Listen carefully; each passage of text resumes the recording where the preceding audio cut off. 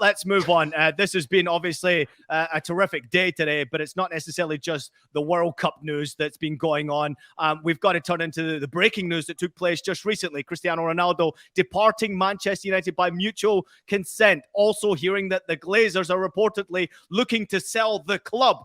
This is absolutely madness. JJ, I'm going to come to you first here because Michael Hood, I know he's a United fan here and he's desperate to get in this conversation, but I want to save him for last. So, JJ, just out of curiosity, why now are they making this move? Is it the right move by Manchester United? I'm talking about CR7, obviously, and what do you think could be next for him?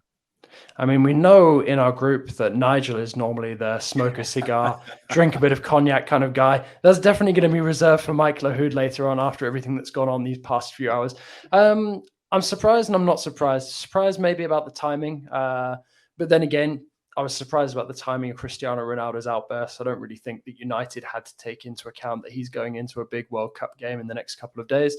I think it's been long overdue. We knew that Ronaldo should have moved on in the previous transfer window. I think it's the best thing for the club. I think it's the best thing for the new regime under Erik ten Hag. And to be honest, I don't think it's the worst thing for Ronaldo, because if he wants to make the most of the last couple of years he has in the game, he's got to go somewhere else. So, you know, it's probably the best for all parties, that they move on now. The biggest surprise, I think, was the news about, Manchester United potentially being on the market for real. We discussed this about a month ago or so. So to know that they really are now exploring the possibility of a sale, suddenly I think things might start to feel a bit more positive around Old Trafford. And I'll let Mike Lahoud weigh in, because I know that he's been absolutely rubbing his hands with glee about getting his teeth sunk into this chat. Not before NRC touches on, because I'm about to go ham on CR7. Nige? No, for me, I think that the timing is perfect. I think it was planned meticulously well by Cristiano Ronaldo. World Cup coming up, does it just before the week of the World Cup starting, gets everyone talking. Going to start and play for Portugal, I'm sure.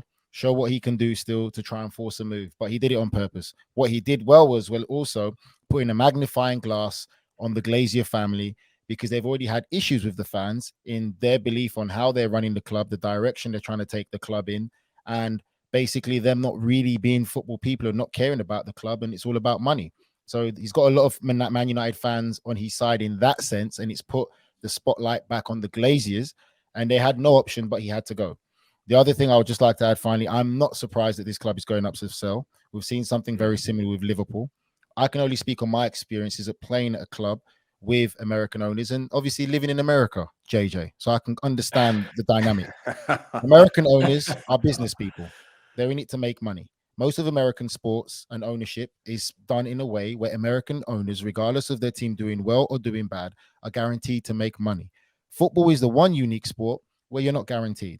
If you're not making Champions League, you're going to be losing money. And if you're not competing when you are Manchester United against the likes of Liverpool, Manchester City, and all these clubs, which consist on reinvestment year in, year out, it gets to a point when you're such a business person that you're not used to that kind of dynamic of the business world.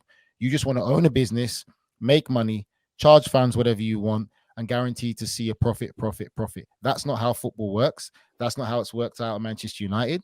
I'm not surprised with the Liverpool owners considering selling a chunk of the club or fully selling the club, as those rumors have come out as well, because they don't want to compete to continue to reinvest money. That's not how they make money now, Nigel, right? It's too much money.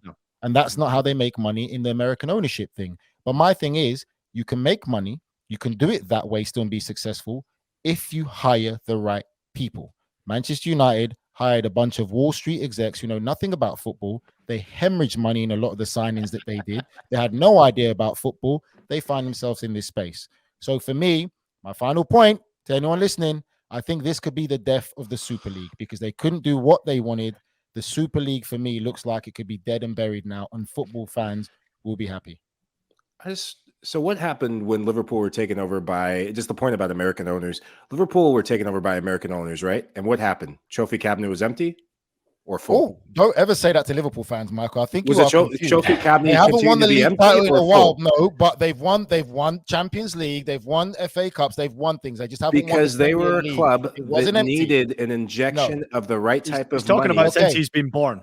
But Michael, I have no problem in admitting that. Well, obviously the trophy cabinets, but did they add to the trophy cabinet or did they not? I have no problem in that. They did invest well and it worked. But the problem with football is you need to continue to reinvest. And right now, they don't seem like they want to continue to reinvest because of what's going on. I'm sure if they're talking to Jurgen Klopp will be telling to them, right, we need X amount of millions to buy these players because we're Liverpool. We're going for a player, the price gets inflated. That's how football works, unless you have a real long-term plan and strategy. They don't want to do that. They want to take their profits and keep it in their pockets. That's the reality. I'm not saying they were wrong. They were great. But the reality of it is, for longevity, you need to continue to invest. Yeah. Well, I just wanted to give one example of American ownership that did do well in the Premier League. And they might be the only example for a while, because I do agree with you when it comes to the Glazers. It's time to go. It's time for them. It's been time for them to go. C'est la vie. Before I get to the Glazers, though, I've been waiting for this moment. I've been waiting for this moment. Ding dong, the witch is dead.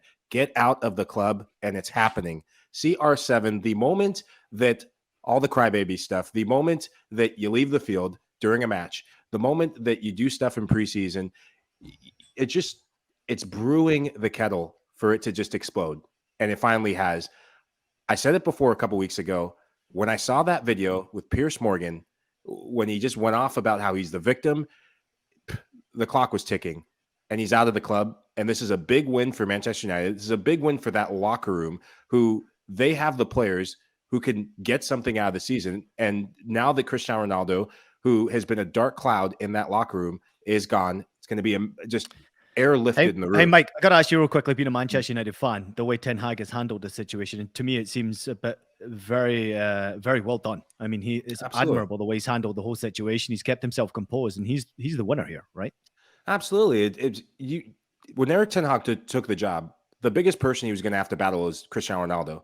All the other players that he got rid of, Paul Pogba's, and well, we're not going to touch that subject, but Paul Pogba, Jesse Lingard, I know Nige has a wry smile, but you had players who were dead weight to the club, who didn't want to be there or were becoming problems because of what the media was speculating, because of what was happening behind the scenes. But the one person who was always going to be the biggest tackle for him to address was Cristiano Ronaldo. And the way he did it, to say, hey, this is my team, this is my club, you are still part of it, it was going to be cunning, and he outsmarted him at the end of the day. Ronaldo, saying that, though, Ronaldo does know what he's doing. Having this come out at the World Cup, having it come right before he's playing, all the eyes are going to be on him. And with clubs watching at the world's biggest stage, he will have to perform. He's a guy that wants the attention on him. He will be highly motivated with Messi and Argentina suffering their loss today. But that could backfire against he in Portugal, where he will make it all about him because his career depends on this World Cup. 501 million Instagram followers. Apparently 6% of the entire world is following Cristiano Ronaldo on Instagram. I don't believe that. Maybe there's a few bots in Twitter there. Eli said it himself, mate. Couple of questions. I'm going to move on to a few quick questions here. I want to get your opinion here, Nigel, real quickly before we move on here. Real quickly. Now, Vincent Kompany was obviously playing a role recently. He's on television. He's working the World Cup. And Vincent Kompany was asked if he would sign Cristiano Ronaldo at Burnley. And his response was, we need players who can run. Could you please help me with that one there? Is this... It was a fantastic dig by the Kompany. It was a big dig. Kompany played for Manchester City. He's a Manchester City legend. He doesn't like Manchester United. And I'm sure Kompany as well, from what I know of him and come across him, he's not that type of captain and leader where he feels players get above their station. He's all about the game, all about humanity and togetherness and team bonding. And you can see all those videos you've seen at Manchester City. I think he looks at Ronaldo where he might look at Ronaldo as, you're a bit of a prick. And he said that on purpose, and he took a great dig at him. All right. Safe to say. JJ, you never answered my question real quickly. I need to go to break, but I want to hear from you. Where is Cristiano Ronaldo going to end up? Is it Saudi? Is it MLS? Or is it somewhere else? Well, if you're asking me today, massive day in the history of Saudi Arabian football, then let's see him go to Saudi. No, honestly, I think that he'll probably stay in Europe. I don't think he'll go to MLS. Really wouldn't surprise me if Sporting maybe rethought their stance on him. Ian, let me just jump in quickly, right? He will stay in Europe, and everyone knows, if anyone has any common sense, it's a competition against Lionel Messi to be the greatest ever stats-wise in Champions League. That's the only reason. Let's be real. There's a bit of jealousy. He's going to Chelsea. I wouldn't be surprised if he goes to Chelsea, if I'm honest. I wouldn't be surprised. I wouldn't be surprised if Chelsea sold 4 years down the line from now anyway. But for me, I think it's a real competitiveness against Lionel Messi, staying in Europe, wanting to play Champions League football, wanting to score Champions League goals and try and win the Champions League trophy, because he's looking What happens at Messi. if they both ended up in Major League Soccer and they got I'm this just- offer though, Michael? I'm- Lahoud? Is I that don't possible? think this I when you talk personally, about- Ian, I don't Oh, think man. Lionel Messi is as competitive or looking at Ronaldo as I'm competing against you. I personally don't see that. But in Ronaldo, I see the competitive nature against Lionel Messi more than maybe it- competing for an MLS Cup. Where's Messi coming next, though? Major League Soccer. CR7 surprised. coming to Major League Soccer, and you know where he's going to end up. Austin FC need a striker. Come on, CR7. Let him come to Major League Arbacoa, Soccer and then come one of the and MLS enjoy players that try and Texas make a barbecue. name. Are they going to ban you from the Absolutely. stadium then for all your Yeah. comments against CR7?